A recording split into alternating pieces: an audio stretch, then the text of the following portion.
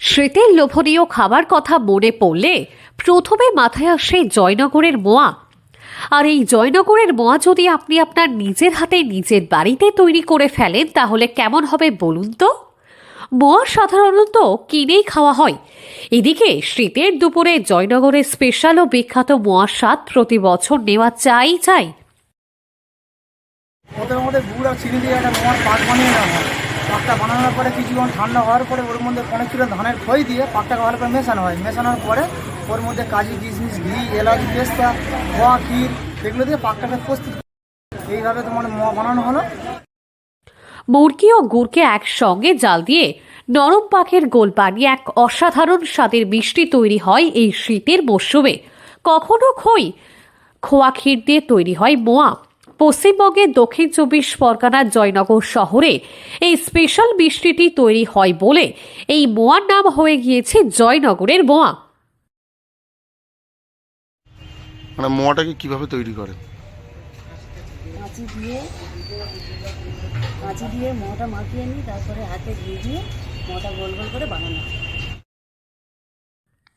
তবে এবার আর বাইরের দোকান থেকে নয়, বাড়িতেই বানিয়ে নিন সুস্বাদু ও নরম পাখির স্পেশাল জয়নগরের মোয়া।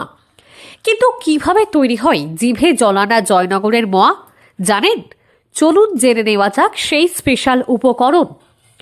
২০ গ্রাম খই, ২০ গ্রাম খেজুরের গুড়, ২৫ গ্রাম চিনি, ১ চা চামচ এলাচ গুঁড়ো, ১৫০ গ্রাম খোয়া ক্ষীর, ২৫ গ্রাম কাজু বাদাম, ২৫ গ্রাম কিশমিশ, ২ চা চামচ ঘি। প্রথমে বড় কড়াইতে গুড়, চিনি আর ২ কাপ জল একসঙ্গে মিশিয়ে ভালো করে ফোটাতে হবে।